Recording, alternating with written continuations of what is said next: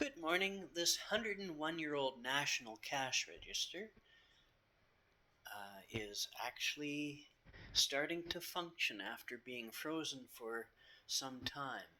The fuse on the motor, because this is an electromechanical machine, meaning that I can either crank the handle or use the motor to rotate the dials.